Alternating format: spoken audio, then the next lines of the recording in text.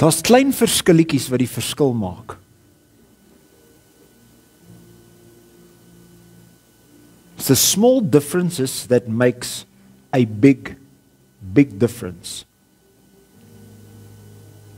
Daar's attitudes, daar's ingesteldheid, daar's perspektief, daar's visie. Klein goedjies wat mense doen, wat uiteindelik 'n groot impak het. Een van die wêreld fietsry organisasies se spanne, hulle funksioneer onder die UCI. Hulle kry 'n nuwe coach. En hulle het by 4 wêreldkampioenskappe tweede gekom. Jaar vir jaar tweede gekom. Hulle kry 'n nuwe coach. En die coach vra vir hulle, wat kan ons anders doen sodat ons kan wen? En is die plan en daai plan en uiteindelik toe almal hulle planne op die tafel het, to say hierdie. I say we've been doing everything that is needed right for 5 years without success. We're not going to change anything major, but on diet, on training, on sleep, on recovery, we're going to add 1% every 3 months. 1%. 1% meer training, bietjie meer slaap, bietjie beter eet, bietjie beter recover. And in year 5, they won the UCI World Championship. 1% every quarter, 4% increase per year. Ek weet en jy weet dat as jy op die elite vlak kompeteer, as jy 4% beter doen op alles as al jou competitors, you outdid your competitors. It's the small things that makes a difference. Ons is in 'n nuwe reeks hierdie maand, hierdie kwartaal, en ons deel as 'n team met jou oor significant figure in die woord. Want ons kan van almal iets leer. Ek is seker daar's 'n Bybelkarakter as ek jou vra met wie associate jy die beste of die meeste? Beeste. Ja, dis 'n nuwe woord. Dis die beste en die meeste. Met wie assosieer jy die beeste? Beste en meeste. Ek is so slim. Ek maak soos Renée. Renée het die habit gehad toe sy 'n kind was om haar eie woorde op te maak. So met wie assosieer jy die beeste? Die beste of die meeste?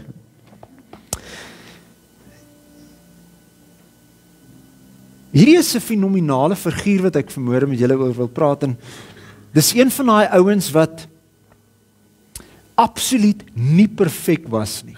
Ek gaan nie baie oor hom borduur nie, ek wil oor die klein goedjies praat net nou wat 'n verskil maak.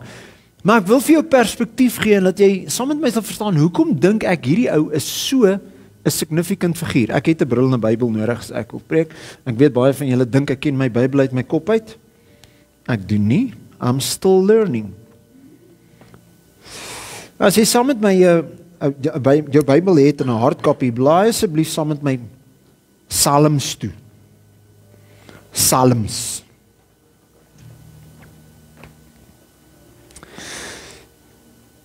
Hierdie is 'n ou wat onder andere in Psalm 110 skryf hy.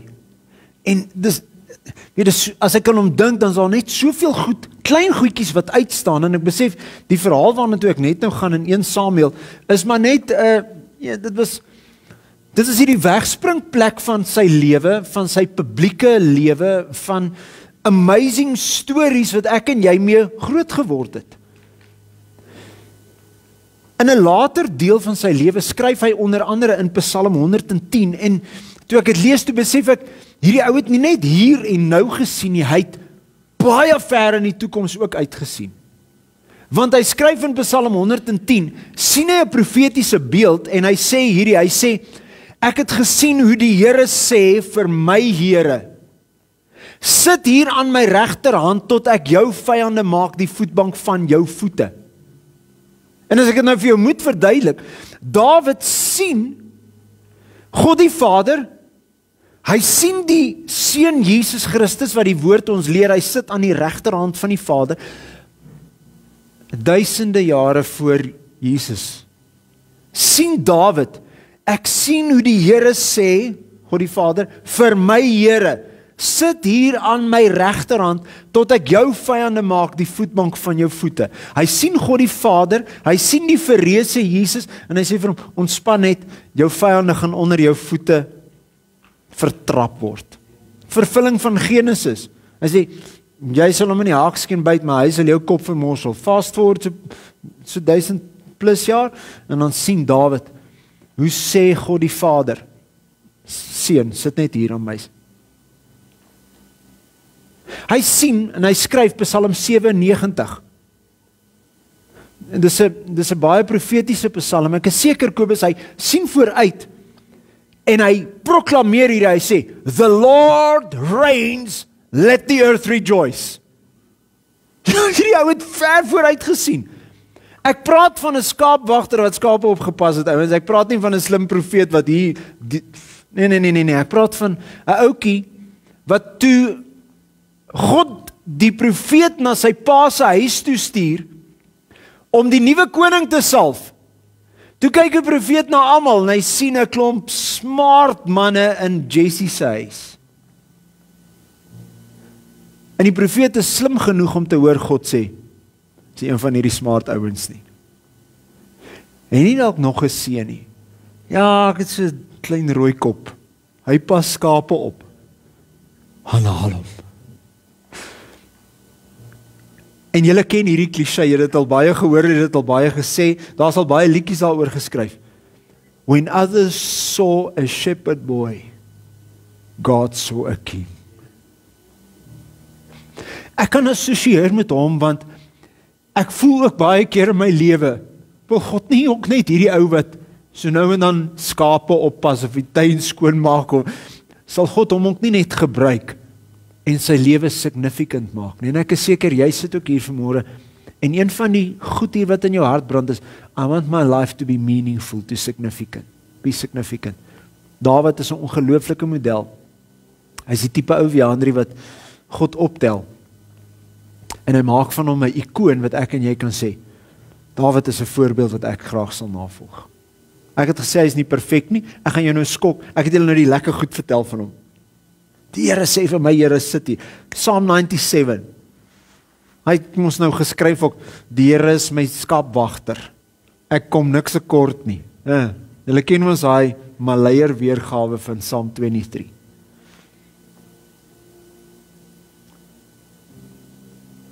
Dis ook onder andere hierdie ou, wat nadat hy koning geword het, die verhaal waant ek gaan net nou is daai wegspringblok. Nadat hy koning geword het, doen hy iets onder andere.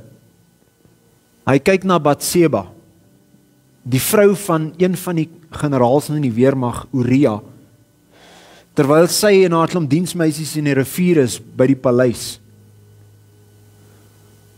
En hy lees so op die paleis se balkon, hy dink seker by homself, julle gaan nou lekker lag. Hi daar, slaaiblaar.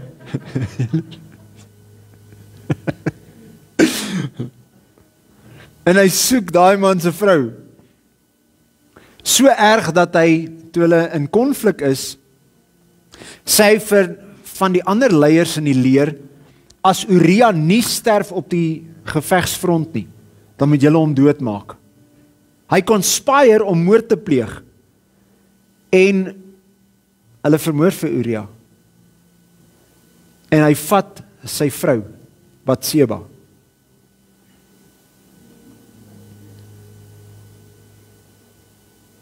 Sy pleeg moord,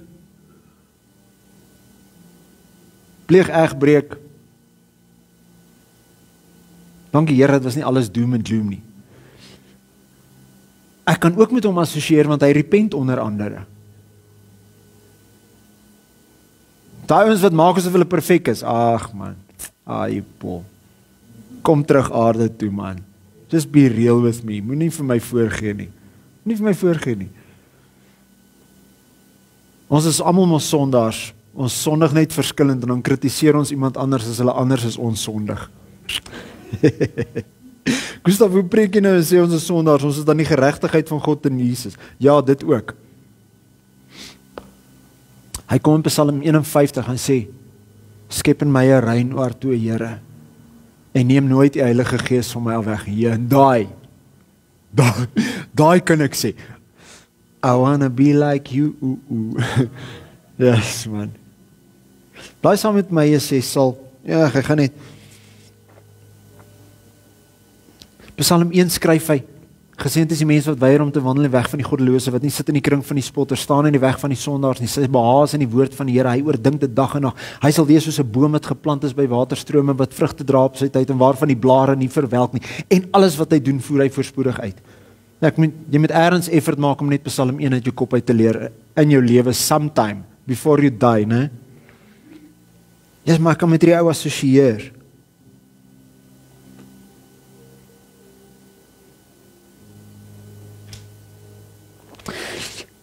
1 Samuel 17.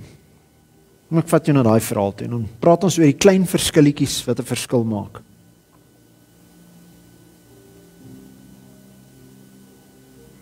In Samuel hoofstuk 17.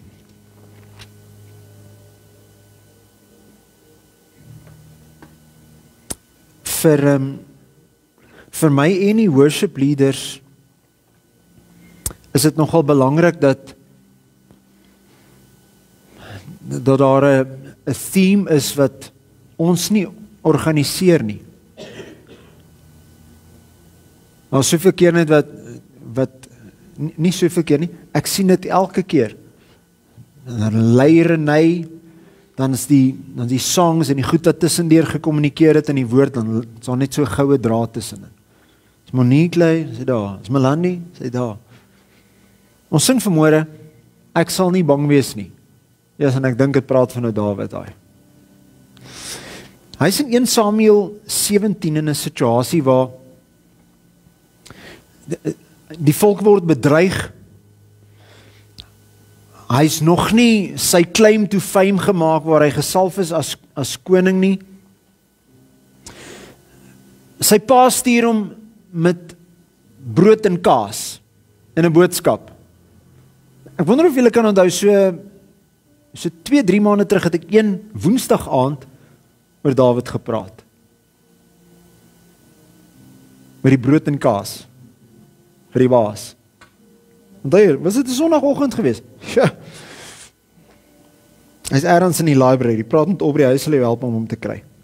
Ek lees gou vir jou een vers net uit 1 Samuel 17 vers 37 en ek is in my Afrikaanse nuwe vertaling, 83 vertaling.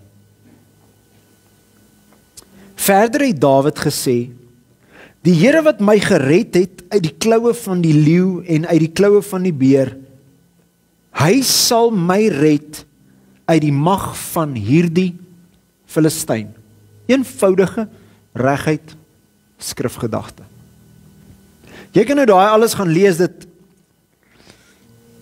gee 'n bietjie agtergrond oor die konflik tussen die Steins en die Israeliete. Julle weet daai dametjie wat gister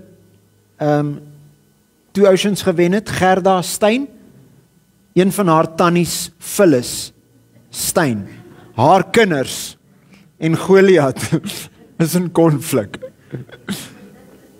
Bless you Gerda, sy is 'n masjien. Haar voorsaate het bietjie pak slaag gekry, maar sy is 'n masjien. En terwyl hulle vyande in 'n linie lê en hulle hierdie een sterk ou het wat die konflik aanvuur, is hier 'n klein ouetjie wat klein goedjies doen wat hom uiteindelik na 'n plek toe vat waar hy 'n goddelike oorwinning smaak. Soveel so dat toe hulle later terugkom in die koningsstad, dat die koning so kwaad is vir die verering wat hierdie ouetjie kry. Hoekom? Want daar was klein goedjies wat 'n groot verskil gemaak het in sy lewe. En ek en jy kan baie filosofies oor Dawid praat, maar ek wil net sulke eenvoudige, praktiese goed met jou deel rondom sy lewe sodat ek en jy kan leer. Een van die goed wat Dawid sien, hy sien 'n geleentheid. Sy perspektief in hierdie konfliksituasie is net anderster as wat die hele Israel is. Dit vat een ouetjie wat agter die skape uitkom, wat nie vir maande lank in daai linie was en nie dag vir dag geterg word nie, wat sy perspektief net so 'n bietjie anders is, en hy kom, dink ek, uit 'n praise and worship environment uit soos vanmôre, waar hy kon sing ook, ek sal nie bang wees nie, en hy loop hom in 'n klomp bangbroeke vas.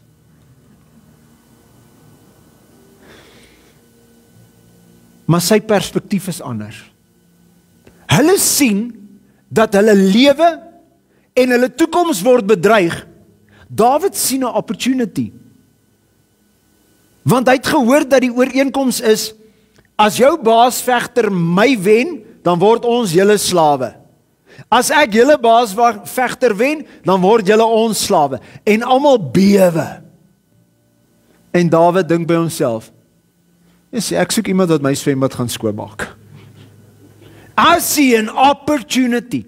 Ouens, dis klein goedjies soos perspektief, wat die verskil maak in jou lewe en iemand anders se lewe. Daar het een ding gebeur in die land hierdie week, wat ek weet, en ek is nie blasé oor die realiteite van elke dag se lewe nie. Maar ek wil dit waag om te sê, dat selfs gelowiges het hierdie week gesê, ons kan nie nog 1% wet bekostig nie. En ek stem 100% saam met jou. Ek kan dit nie bekostig nie. Dis 'n perspektief. Weet jy wat is die alternatiewe perspektief? God is my bron. En God laat hom nie dikteer deur 1% wet nie. Perspektief.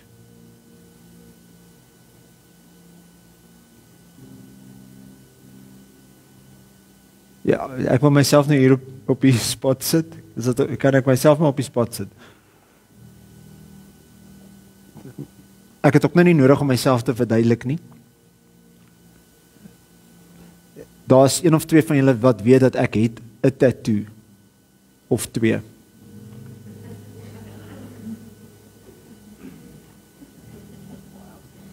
Een van hulle hier sê perspektief met 'n datum by 53/01/04. Dis my dad se geboortedatum. Maar my lewe lank in enige krisis wat hy gehad het, of enige krisis wat ek gehad het, of krisis wat die familie gehad het, maar altyd gesê, perspektief moet jy. Yes, ek mis daai oproepe. Voel dit ook of my wiele bietjie afkom. Vakielis is nie. Jy ook, ja, ek ook. Welcome to the real world. En ek kon dit amper op 'n timer gesit het. Dan wend ek net so bietjie. Dan begin hy die sinnetjie so Salome, hy sê, ag boetie, met perspektief in my seun. Want dit was hierdie, jy raak so vasgevang in die situasie. Jy sien nie eers 'n uitkoms of 'n antwoord nie. Jy sien nie jou God nie, jy sien net die Goliat. Toe ek klein was, het ek baie keer verkeerd dat ek gesê Goligat. En as ek net so 'n bietjie weg staan, weet as ek naby die reus staan, dan lyk hy groot. As ek net so 'n bietjie weg staan, dan besef ek, I can't miss you, man. Ek gaan jou nou slinger. Perspektief. Dawid het ander perspektief gehad, toe almal rondom hom krisis sien, toe sien hy opportunity. Klein goedjies wat 'n verskil maak. Dawid het ander metodes gehad. Jy kan net nou as jy wil, kan jy 'n foto kom neem van net 6 goed dat ek vinnig gaan deurhardloop. Hy het ander metodes gehad. Die oomblik toe die geveg aan is, toe sê die koning, armor, skild, swaard. Ek wens ek kon daar wees, ek wou 'n vlieg gewees het daai dag, toe hy daai goed uittrek. En hy staan in sy Gilbert rugby broekie en sy Faf Speedo. En ek wonder of hy vellies gedra het, hy dalk in 'n two-tone khaki hemp. Met daai trusted oud slingervel. Sy metodiek was net anderster gewees. Dalk sit jy vasgevang in 'n situasie en al wat moet verander is hoe jy goed doen. Net 'n klein veranderingkie, klein tweak. En ons sal deurbraak. So sy perspektief was anders, sy metodiek was anders. Sy convictions was anders gewees. Israel is in hierdie gevegslinie en hulle hoor hoe hierdie reus skreeu. En sy oortuiging is, wie is hierdie onbesnede Filistyn? Ek wil jou sê, in vandag se tyd is dit in die werksplek veral die convictions wat jy handhaaf wat die verskil gaan maak. Ek het ek het 'n paar maande terug 'n verhouding wat ek baie gevalue het laat sneuwel. Want daar was convictions wat ek nie bereid was om prys te gee nie. Die resultaat is ek het vrede. Ek het die vrede van God oor daai situasie. Want ek kon nie bekostig om te compromise nie. En soos Dawid is jou convictions dit wat 'n deurslag kan gee in jou lewe. Jy moet hierdie oortuiging hê. As God vir my is, wie kan teen my wees? Kan jy imagine Dawid het daar gekom. God het dit gedestin dat hy is die antwoord. Betsen hy loop daarin en sy convictions is shaky. Hy kyk na die reus en hy sê, "O nee, vet. Vir hierdie bakkies bota sien dan mal 3 sien ek nie kans nie." Julle weet hy was Goliat was 9 voet 2 min of meer lank geweest. As jy vinnig omkyk daar waar ek jare terug hy oorlosie afgehaal het. Daar's 'n spyker in die dak in daai arch. Goliat was about daai size geweest.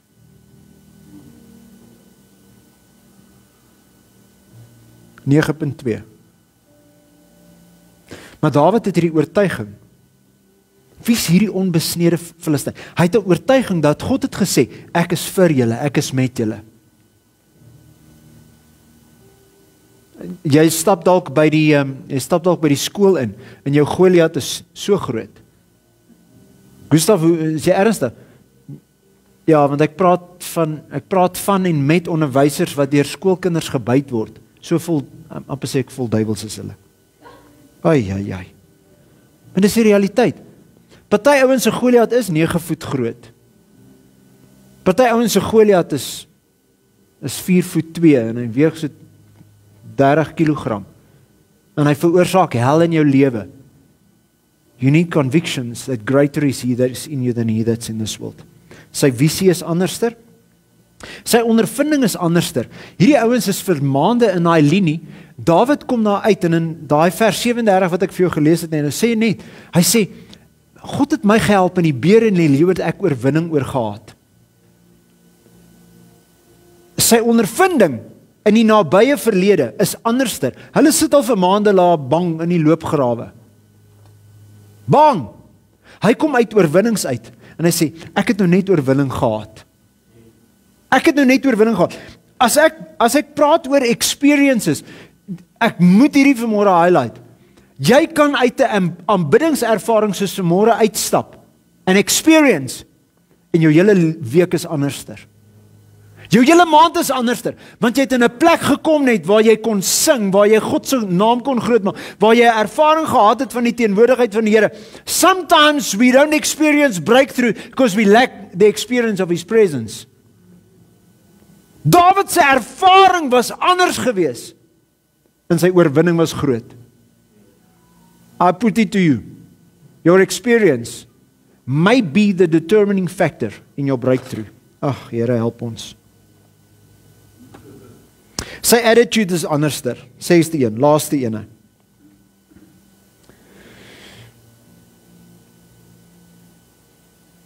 Almal kyk na Goliat en sê, hier is 'n groot ou daai. Hy sê, ja, hy is so groot, ek kan hom nie mis nie. Hy is so groot, ek kan hom nie mis nie. Ek het daai nie eers hier neergeskryf nie, daar's baie spekulasie daaroor. Daar's baie historiese feite wat dit nou ondersteun. Dawid het 5 klippies opgetel. Want geskiedenis vertel het dat Goliat het 4 ander broers ook gehad. Dis 'n attitude. Dis 'n attitude.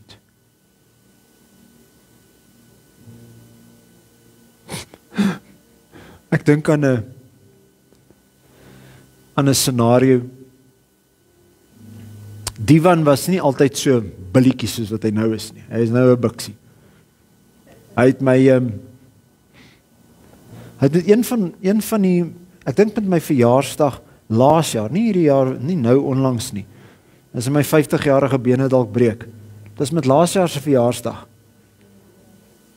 Toe steek ek hom so bietjie. Ek vat bietjie 'n kans met hom. Kyk net of ek hom kan vashou. Ag nee, hy het net so dien, hy het net so dat. En toe hy my los het, toe skram hy my so hier in die middellyf in. En toe hy my oor sy skouer het, toe tel hy my op. Hulle sussie het 'n video geneem daarvan. En asof dit nie genoeg is, laat hy my hier oor sy skouer het nie, Renay. Toe sê hy nou nog voor op die waak. Hy staan met my so en hy doen so met my squats.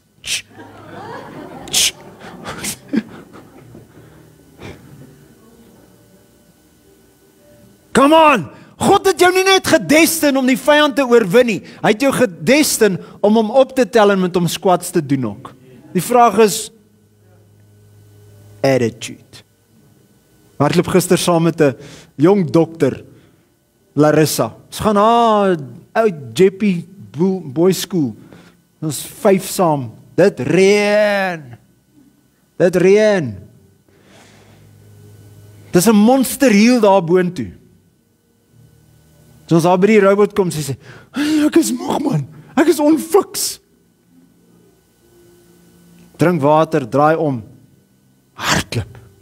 En toe ons hier onder naby Eastgate kom, toe sy so op my hake. Ek sê hier, dokter, jy het nou net gesê ek is onfiks, jy hardloop ek 4 minute 20 pace. Sy sê, klein bolletjies kom in groot gif. Was meer in jou as wat jy dink.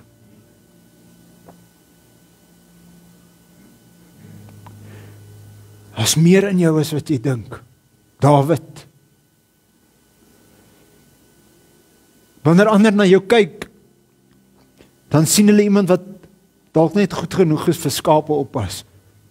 God kyk na jou en hy sien iemand wat die reuse van hierdie samelewing kan oorwin. Iemand wat die vestings van die vyand in jou werkplek kan afbreek. Iemand wat die vestings van die vyand in jou gemeenskap kan afbreek. Iemand wat die fokus van 'n nasie kan terugdraai na God toe, want hy het gewaag om God te vertrou. Skielik, terwyl almal se oë op Saul was, die koning wat God hulle gegee het omdat hulle gemoun het. Skielik kom 'n klein skaapwagter seentjie. En hy sit die fokus nie op homself nie.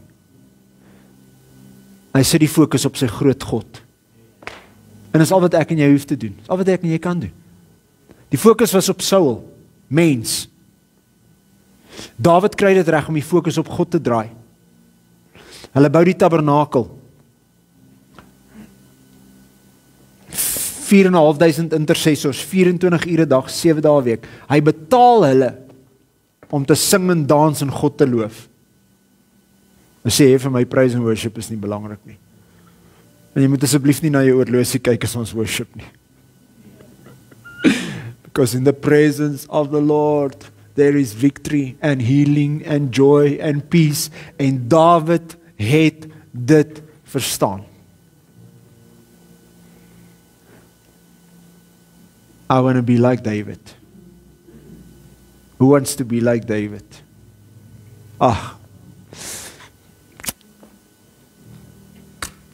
Closing arguments. Dawid bring verlossing en oorwinning oor 'n vyand. Hy bring vir die volk vryheid. Daar's 'n oorwinnaar groter as Dawid. Daar's iemand wat 'n vyand verslaan het, groter as Goliat. Daar's iemand wat 'n oorwinning behaal het, wat Dawid se oorwinning teen Goliat laat lyk soos 'n muurshoop teen Tafelberg. Sy naam is Jesus. En nou sê die woord dat hy die gees van sy seun in ons harte uitgestort en ons roep Abba Vader. There's something greater in you than David ever dreamt of. Let's pray. Father, thank you for your spirit within us. We look at David and we esteem him. We honor him. We recognize him as a vessel, as an instrument in the hand of God. And all the while, David looks at us, who has been redeemed by the blood of Jesus, who are temples of God with the Holy Spirit that indwells us. And David, the conqueror, looks at us with envy. And he says, I wish I could be like them. So I pray that your Spirit will help each David in this house with the spirit of the conqueror that dwells inside of them. Lord, that we will slay every Goliath, every wicked force, every agenda of the enemy that has set out to destroy, to steal, and to kill, and that we will conquer in the name of our risen King, our Lord, our Savior, Jesus. I pray that when we stand in the battlefield, that we will not be intimidated, that we will realize it's the small things that makes a difference. We bless you in Jesus' name. Amen. God bless you.